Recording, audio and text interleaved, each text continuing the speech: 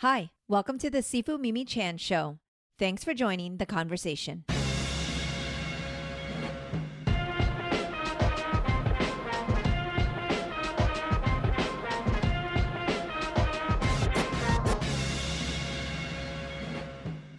Hello, hello, Jason. Nice to see you. Good to be with you again, Sifu Mimi. Oh my goodness.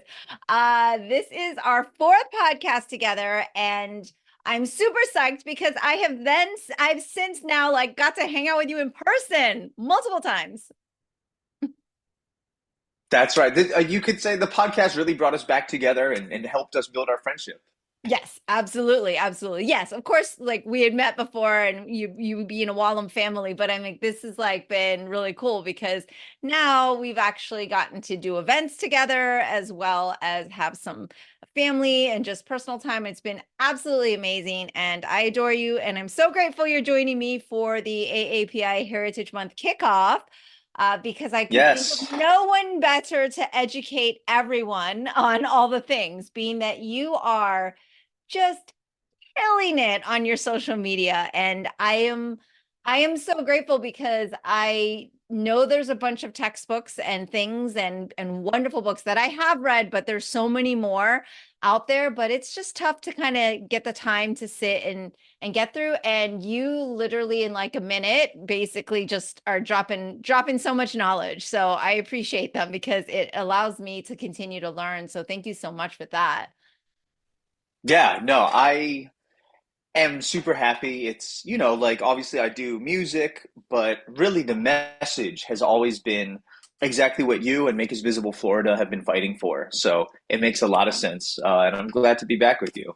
Yeah, 100%. So last year during AAPI Heritage, I had on a lot of AAPI mental health experts because, of course, it overlaps with mental health awareness. And I always have these kind of mixed feelings about heritage and history months and things like that because obviously we should be learning all year round, which is of course why we're doing the education initiative. Like this is history, we should always be learning all the facets, but at the same time it's kind of nice to be able to have celebratory moments, special events that happen. I know it keeps you really busy because you're going around the country and sharing whether it's lectures or performing and education, but so I have mixed feelings because I'm like, well, we should be doing this all year, but at the same time, it's nice to be able to have some intentional celebration. And from my like understanding, it started in like 1990 to, the government basically designated it. And like, had you always been really aware of AAPI Heritage Month through school or whatnot, or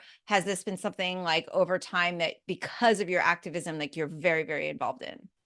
Yeah, I think honestly, I didn't have any sense of API or Asian Pacific American Heritage Month growing up.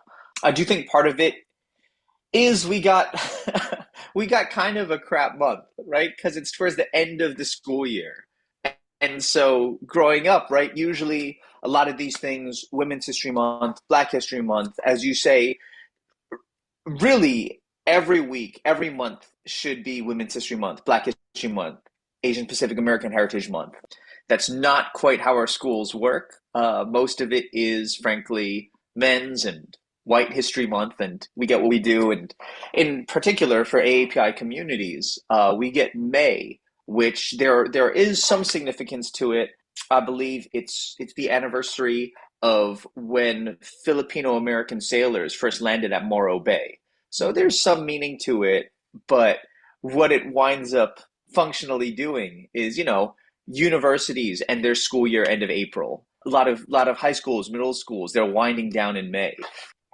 So I was not aware of it until I became what my mentor calls a professional Asian American, until I was out there doing this work.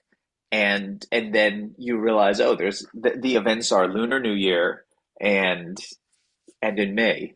So it was really only once I was in my 20s. And I do think that's starting to change now, but still, I meet a lot of people who have no idea that May is Asian American Pacific Islander Heritage Month. Yeah, I've kind of had the same experience. If it weren't for Kung Fu and the fact that some places may hire a lion dance or something, I don't know that I would have been aware. And I definitely didn't learn it in school.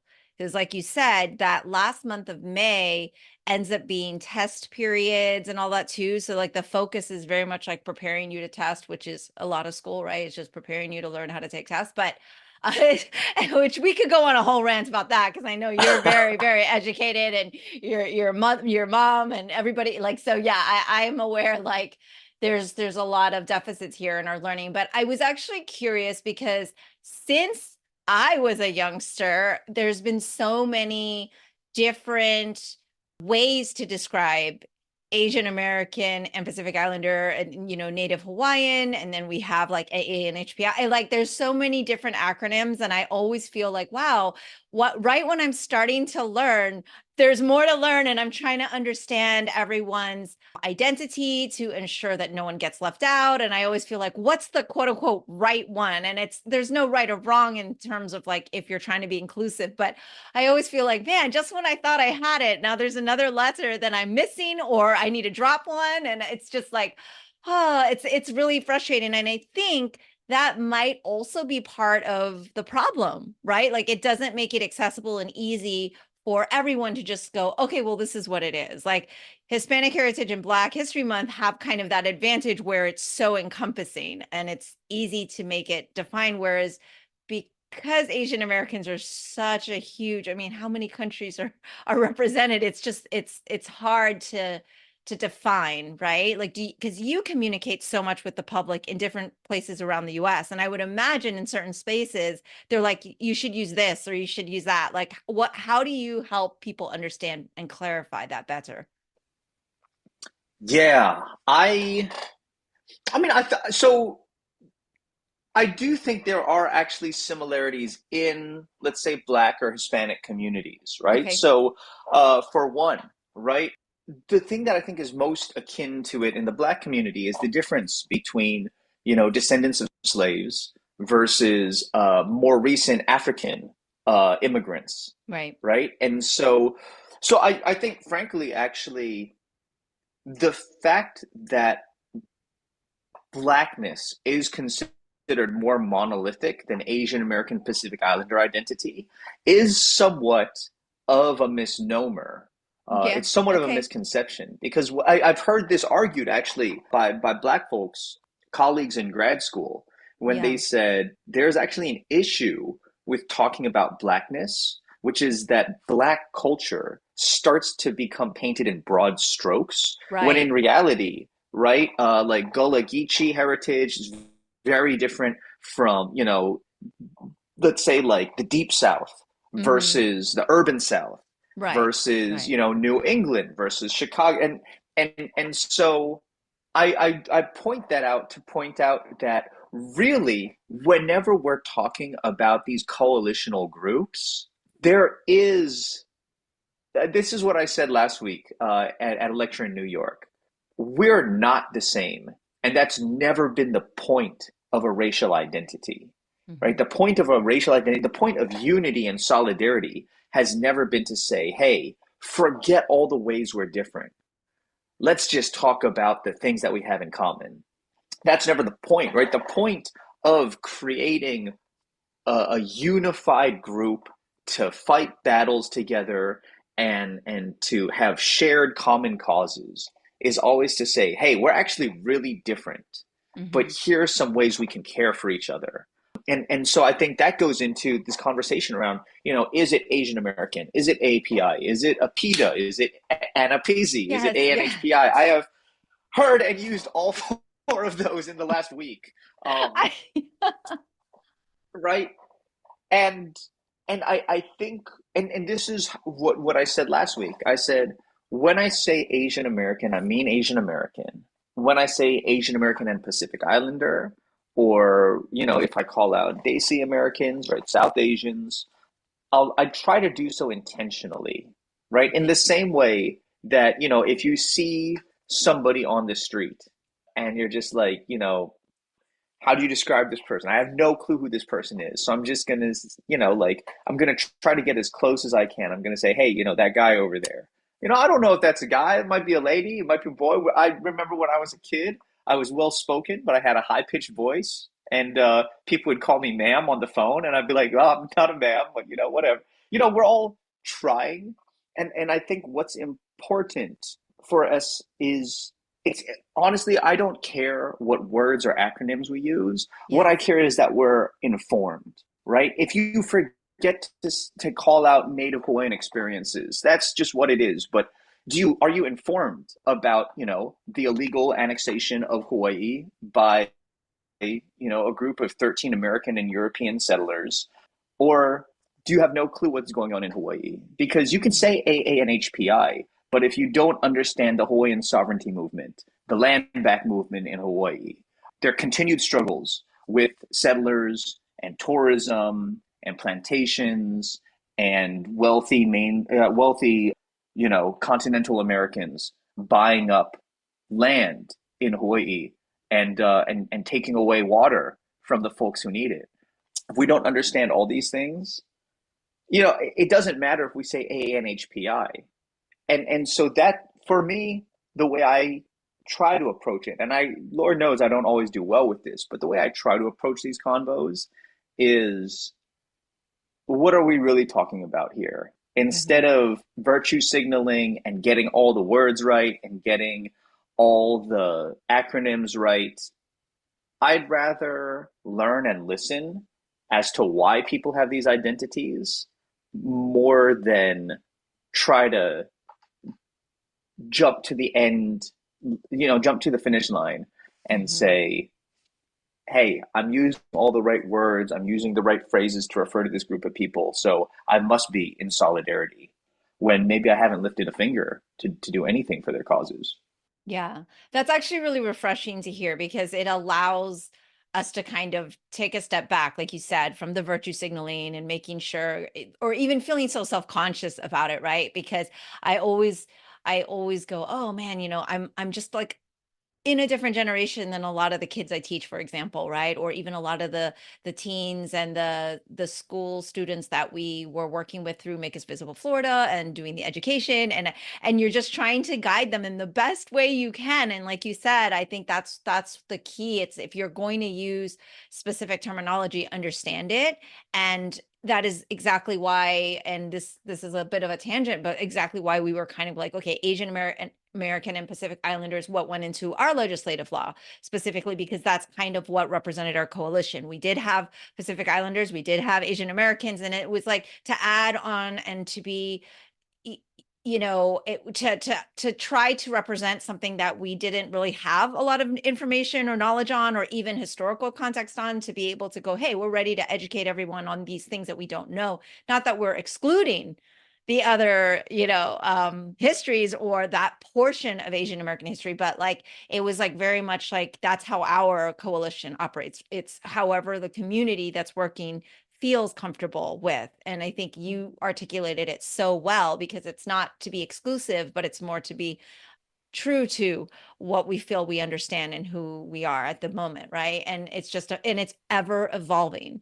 And I find it Mm-hmm. interesting because people seem to get very, well, but you said this last year. I'm like, well, I hopefully have learned more by this year. And hopefully this year I can change my mind, or I can now say I've learned this and here's where I'm at. And I think that's really important for us as we all think about AAPI Heritage Month or Asian American History Month, however you want to call it, right? Whatever the letters you use, I think that's what we kind of focus on is each year, whether you're using whichever acronym, it's like, what have you learned this year? Where are you at? And I think I know for sure, especially here in Florida, like after working on our activity book, it was like, wow, we need to get more Pacific Islander and Native Hawaiian culture into the Florida history, because of course we're such a small dot in the speck of this whole world and this whole history. Like we have time to grow that, and it's kind of like it allowed us to see where we were lacking in representation, right, in our state, and was like, oh wow, okay, so we didn't feel comfortable putting AAPI on the cover of the book because it was mostly Asian American experiences, right? It was mostly like Asian, East Asian, Southeast Asian experiences, things like that. Not to say there isn't historical context, because I mean, it's a little kid's book, right? So, but you Yeah. know that we're going to hear about it, right? We're going to hear about, well, how come you don't have this, this, or that? And it's like, because it's a kid's book, you can't include everything under the sun, but it's an interesting way, I think, that you framed it in terms of just opening to listening, learning, and use things that you know, understand, and have you done the work. And it's kind of that kind of falls into, and I think you and I have spoken to this, is the cultural appropriation thing, right? It's like, well, if Hmm. you're not borrowing, but if you're honoring like hip hop culture or Black culture or all of that, it's like, do you actually know about it? Have you hired Black musicians? Have you worked with other people? Or are you just like taking things as they're your own? So I feel like that kind of overlaps a bit, like that whole cultural appropriation talk or discussion that's always happening. Yeah, yeah. I mean, I think that's a very interesting place to take it because as you say that, I think about, what's the purpose of AANHPI Heritage Month, right? What's the goal here?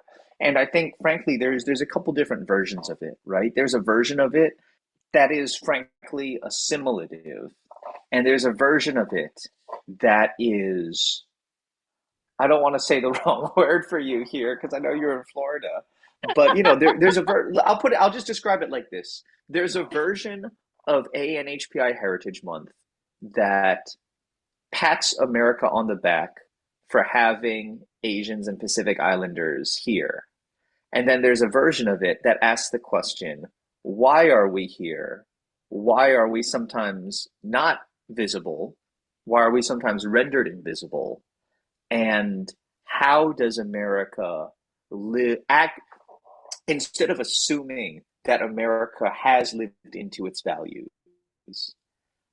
How do we hold America to its values and ask America to live up to its values? And I think that the former is an easier sell Mm-hmm. because it doesn't make anybody uncomfortable, right? Nobody Right. has to be the bad guy, right? If Americans and Pacific Islanders are just invisible, but hey, you fought adversity historically, some terrible things happened, but hey, now here we are celebrating and accepting. Mm-hmm. That's a little bit of a different. It's a slight difference, but it's a crucial difference between that kind of celebration of heritage and the celebration of heritage that asks questions that are actually still alive today, instead of just recognizing what exists and patting people on the back, Mm-hmm. saying, where's this still going on? Who is being treated in this way today in America or by America? And how do we live up to what we're proclaiming? Yes. That's the kind of AAPI Heritage Month that I'm interested in celebrating for sure. Yes, yes. And this kind of leads me to, I'll share with my audience. Like I was like all over the place. Like I knew I wanted to talk to you. I didn't reach out early enough, and you were nice enough to be like, yes, I will fit you in Of course. because you're just amazing that way. So I didn't need to really prepare for this in terms of, oh, let me get all these questions for Jason. I was like, I just want to go down your Instagram reel list and be like, tell me more, tell me more, tell me more, tell me more, because I'll tell you, Oscar, my husband, and because we've dined together and everything, and It's he my is guy. very not on social, but when I let him listen to some of your stuff, he's like, "Oh my gosh, I am so inspired and motivated by him to just be a better person and also to articulate better and communicate better." And especially your post, I'd like to start off on the one that discusses where you're like, the most racist thing to say is "I don't see color," and I'm gonna misquote you, but like, and I know a lot of things you say are very much like, hey, pay attention here, listen up, listen to what's happening, and then you bring them in, and but it's the content though, it's so on point. And I was like, well, I could have like 3 hours of just going with you through all these posts because there's so much history in what you're sharing. And so like I jumping off what you just said, like there are still things happening. Like literally, you just posted about slavery still exists in America. And I'm going to say, I was like, oh my God, I did not even know any of this about the Thai Americans. I mean, so I'd love for you to even kind of share and expand on that, what you found in your research, because I know that your 1 minute edit is hours and hours of research that you've done. And then we just get to hear the snippet, and that's all most of us social media intake people usually have the patience for, and the the scrolling whatever thing happens on social. So but I was fascinated and mortified. Yeah, I mean, so that's something that's really interesting. I've got a buddy who still works at the Department of Labor, my buddy Paul Chang, and he works in actually a lot of human rights investigations and workers' rights investigations, and specifically, so he was actually a part of this raid in 1995. That was the and what I want to be clear here too, right? Because there's frankly a lot of different things that are really slavery, right? Wage slavery is one thing where somebody's working for disrespectfully, unsustainably low wages, right? Yeah. There's but and and then certainly there's the prison industrial complex, which takes advantage of Yes. a loophole in the 13th Amendment to use prisoners in the American jail system as slave labor. But this is a little different. This is actually, the holding of people against their will and using them as essentially free labor without the hope of release. And that happened, and that happens. And so this case in 1995 was the first time that this kind of modern day slavery was brought to the public's attention. But it still goes on. There's places, there's neighborhoods, even some neighborhoods that people might like and enjoy, and go out for dinner or go Mhm. walking through. This still happens often. And what's interesting too about this case is, at least in 1995, there were some major clothing retailers who were found to have given contracts to these folks who were holding these 72 Thai laborers illegally and in conditions of slavery. Mhm. And so it's, and like what's the point, right? What's the point? Why do we talk about this? Why do we talk about this as Asian American Pacific Islander heritage? There's 2 points to me. One is that the battle continues. There's these things, whether that's women's rights, whether that's workers' rights, and, like literally freedom from slavery, that again, often we approach as these settled battles. There's these things that at one time we can acknowledge were major issues in our nation and world, but hey, we've moved past that, right? So often the story we're told in textbooks or just in general is one of progress to the modern era. Mhm. Today the world is better than it's ever been. And I think it's more complicated than that, right? It's not the world. I don't think it's all terrible, but we've got to be realistic about what's in front of us. Otherwise, we never solve it, right? If there's no battles left to fight, then we devolve into complacency. And the other point here, there's actually a couple, right? Like one is we never get taught, and I know that this is something that you've worked on in your advocacy for Asian American history. We never really get taught. We never address Asian American suffering. Asian Americans, because of the model minority myth, we're often cast as, hey, maybe we went through hard things in Asia. There was war, there was, whatever. People arrived as immigrants, there was a language barrier, but, Asian Americans don't have it hard. Our populations, it's not what it's like for Black folks or for Latinx folks, and that's just not true, right? Both historically, the use of indentured Chinese laborers to build the railroads, as well as contemporarily, American industry and its staggering corporate profits still are often built on the back of Asian bodies, whether in this country or internationally.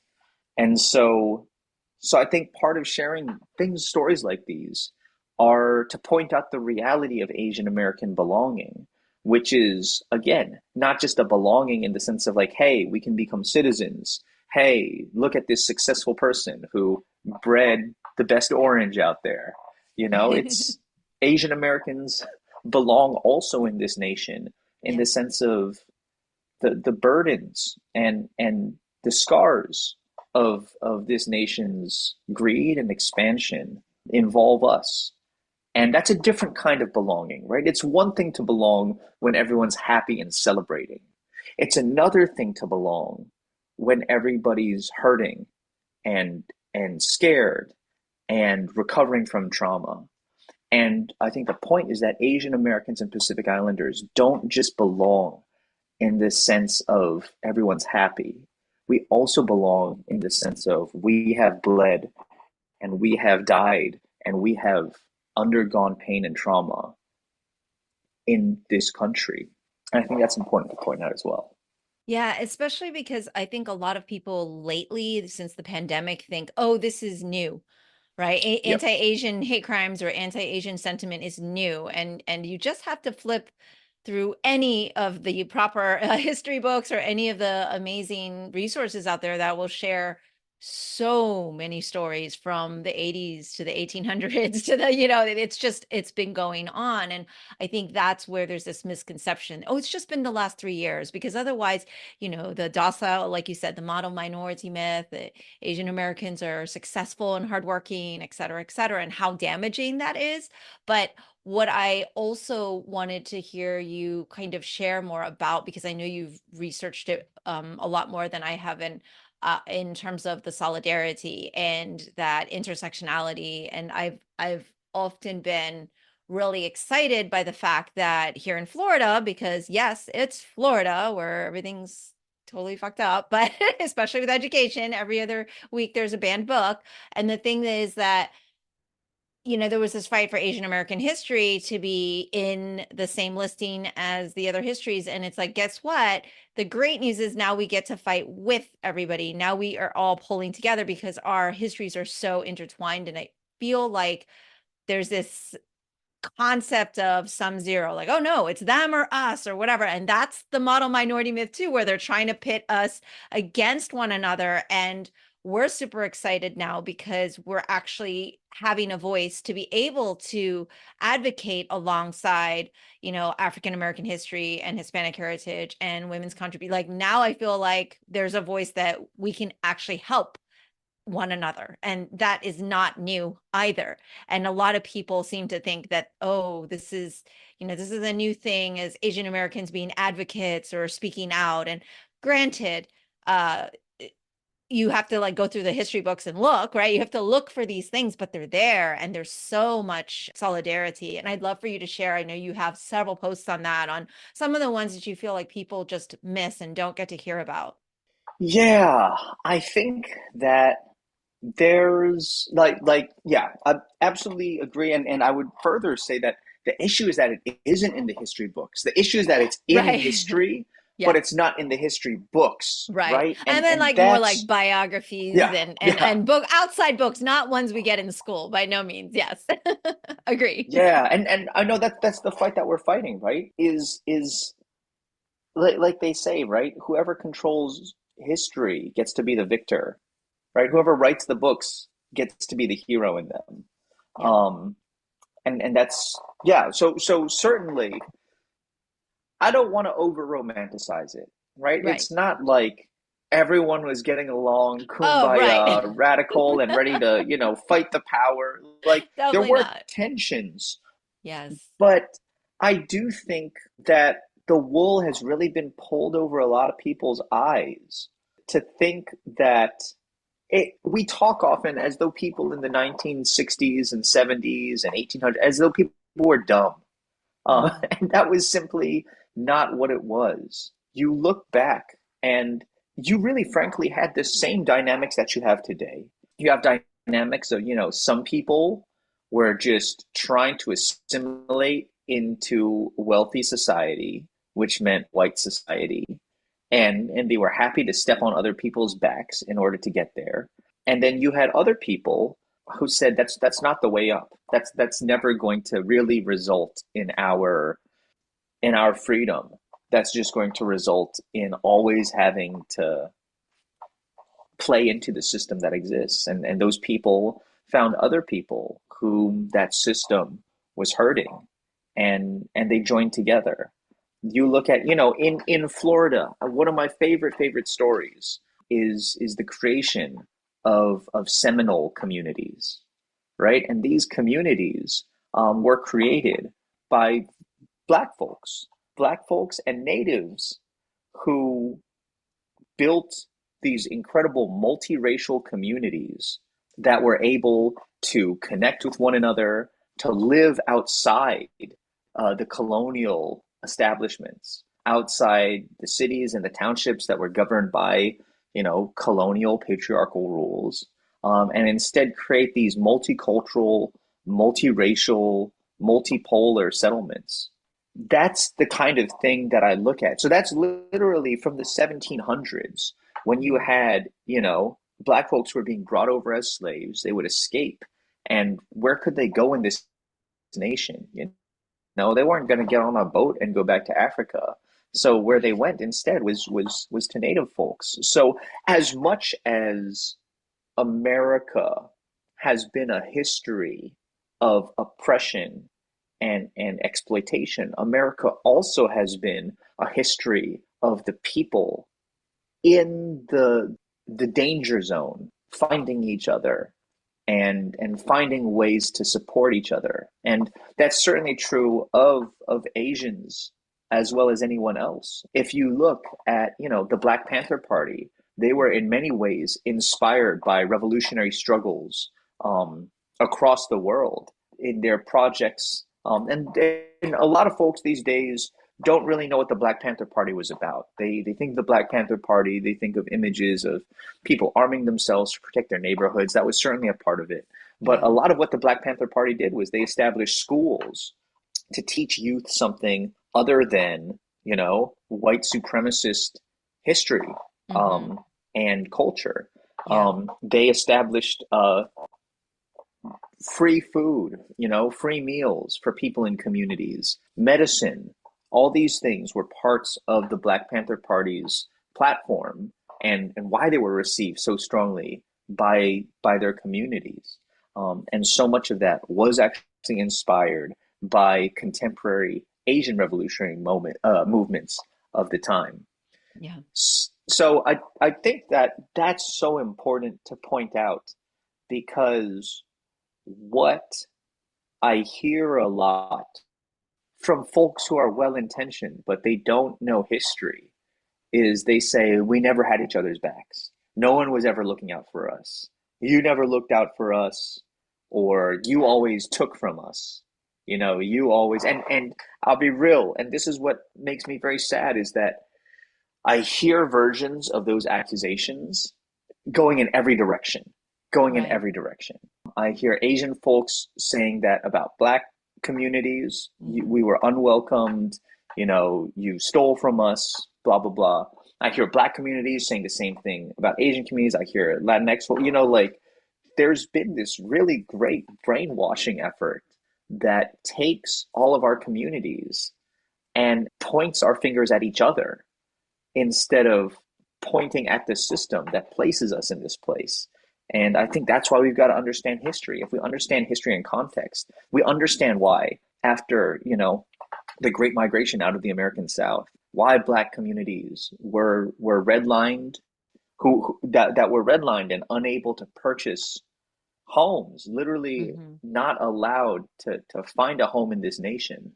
Um, why they might respond a certain way to meeting new communities, but at the same time, understanding that historical context, there still were these incredible examples of solidarity and care. You look at, Malcolm X, famous Black revolutionary leader. More people know now, but still many people don't know that one of his closest confidants was Yuriko Chiyama, Yeah. this radical revolutionary Japanese American woman who was the first at his side as he lay there dying after being Yeah. assassinated, and who actually continued her revolutionary commentary and activities and conversation up into this century. And I'll say, I'll say, there's a reason that many textbooks don't mention Yuri at all and mention Malcolm X. There's a reason that they mention Malcolm X much less than the Reverend Dr. Martin Luther King Jr. And the version of the Reverend Dr. Martin Luther King Jr.'s story that they tell is actually not actually the platform that he was advocating for when he passed. Mm. Yeah, it's an incomplete history and some of it non-existent, right? As it's like it's just becomes watered down or however you want to describe it. But yeah, I find this is the problem we're having and why in some ways we are regressing as a society, especially here in Florida. I'll say it again. There's laws that's being passed. I mean, we're talking about women's rights and things like that, right? But in and then you just look around and you go, oh well, this is why, because this is kind of loops me back to my little bit of a rant and dig earlier is kids get to learn on how to take a test, right, instead of getting to learn historical narrative. And I can share that even in just this last month after our little activity book, it's found its way into some classrooms. And I got the most wonderful feedback from a teacher who shared that she was so thrilled because she didn't have to go to another course to try to learn all the history of Asian American history right away. And I mean, it was accessible. It's a second grade classroom. We're not making anything too complicated, but she said the kids were excited and asking every day, when are we going to learn more about Asian American history? Because she's been doing our lessons in the book one unit at a time, and the kids are asking to learn this because it's interactive, they're having fun. And because we chose here to do something local where kids can say, hey, I ate pho at a restaurant in that district, and they feel a connection, not Asian American kids, all the kids, right? All the students there. And they don't see this as oh, wow, this is some strange, exotic outside thing. This is what's happening in where I live. It becomes very American, very Floridian, and very true to them. And it's a small win, but it's like, this is what I see where we can really make change, because I'm hearing students talk about it and how excited they were to learn all these facts. But when I heard teachers, giving testimonial about the fact that students are asking, 8-year-olds are saying, when are we going to learn more about Asian American history in a classroom in Florida? I'm like, okay, I'm gonna have bad days most days when I hear all the news and all the things, but I'm gonna take that little nugget of excitement of progress. And in so many ways we're regressing because we're not learning. But I feel like because of people like you going around the country and educating, and a lot of the advocates, that this kind of goes back to our actions make a difference, and it really can. And even though it feels bottomless, like, okay, every time we take 2 steps forward there could be 10 back, and we're fighting against all the forces, it's still relevant. Like, everything we're doing is relevant. And I was super excited to hear that, right? I mean, kids wanting to learn more in school about anything is an exciting thing anyway, but I was so moved. And I think these are the reasons we need better history classes that are complete. Like you said, I would love to learn about more of the actual Dr.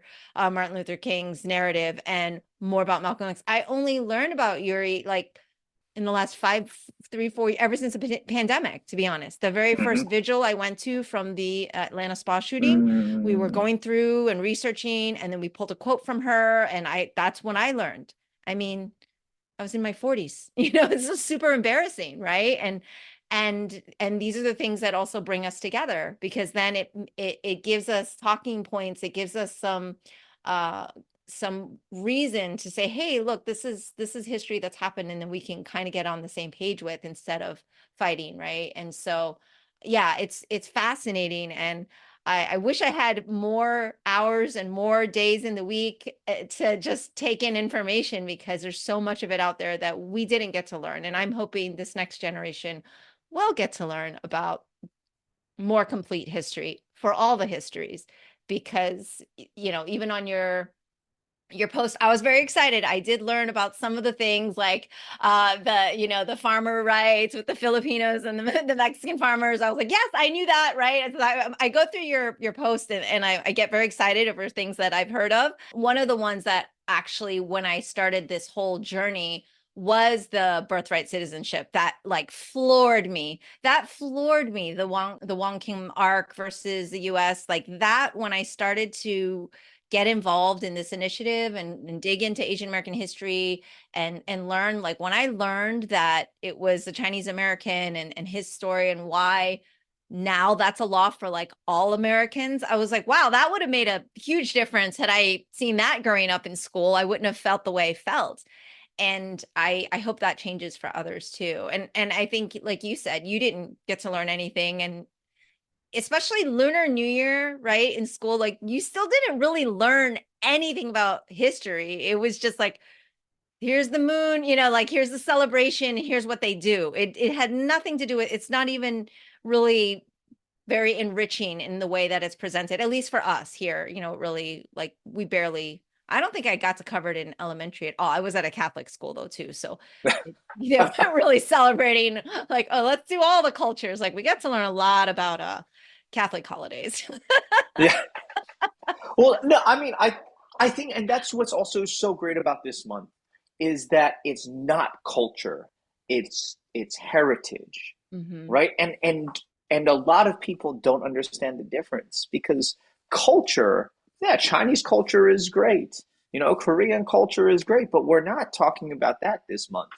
We're talking about our history and our heritage, which is our Asian American heritage. And that's why, Yes.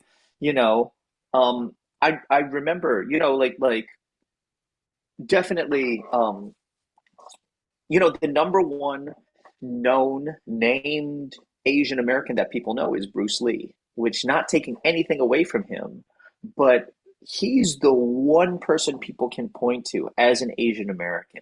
And I Yes. think that's exactly what you're pointing towards, right? Which is that people are losing out not on just Asian stuff, but on American stuff, right? If you Yes. don't know about Wong Kim Ark, if you don't know about Yuri Kochiyama, if you don't know about Grace Lee Boggs or Bhagat Singh Thind or so many Larry Itliong, right? Yes. If you don't know about these figures, you're actually missing out on something that can help you today. And that's a big point, I think, for history, for American heritage, which is that, and this may be a little conspiracy sounding, but I think that history feels boring when it doesn't matter to you, right? When you don't understand why something matters. Yes. When history is in 1872,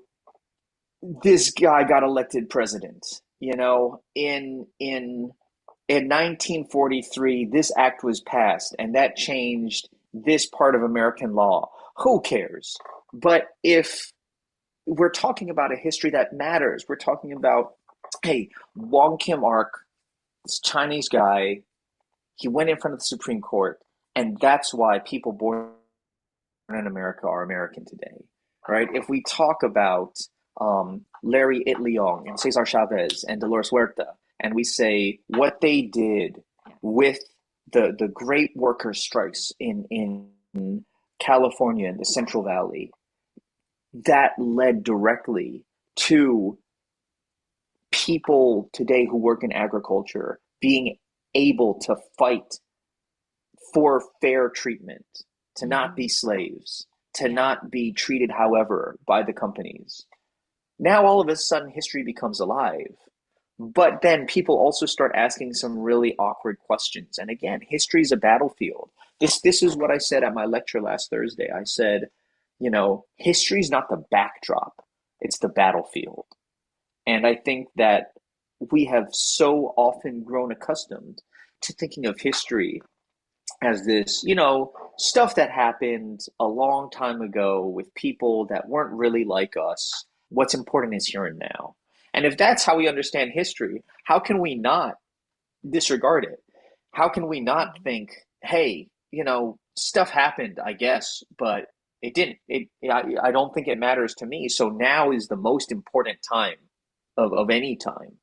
And what that does is it strips us from a resource that we should have, Yes. right? Everything I do is drawn from, and I mean, I know you know this from your work as an activist. I know you also know this from your work in martial arts, right? Everything we do is built on the people who came before. And if you don't understand how, Wing Chun was created for smaller women's and girls' bodies, or you don't understand how, traditional jujitsu became Brazilian jiu-jitsu and incorporated, different techniques and forms and Right. evolved.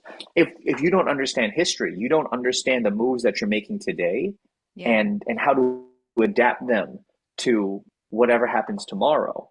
So I think that that's the significance for me of Asian American Native Hawaiian Pacific Islander Heritage Month is it equips us. It's actually not about us looking back.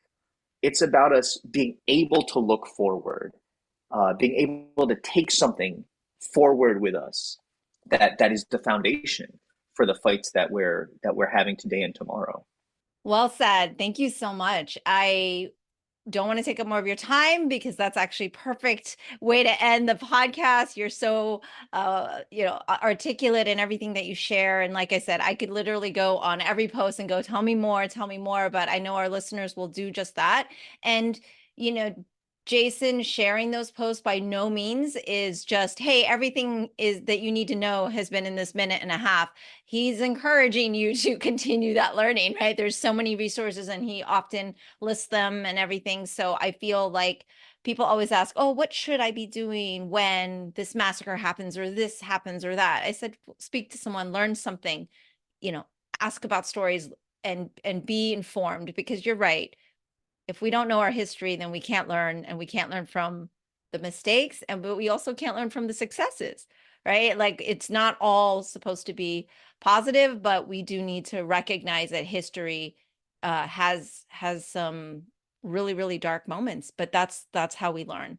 And thank you so much for coming on to talk and educate me. As always, I get to learn so much from you, and especially about AAPI Heritage Month. And it's been a real pleasure. And I know that you are the kindest ever to fit me into your schedule, and that we will definitely talk again in the very near future.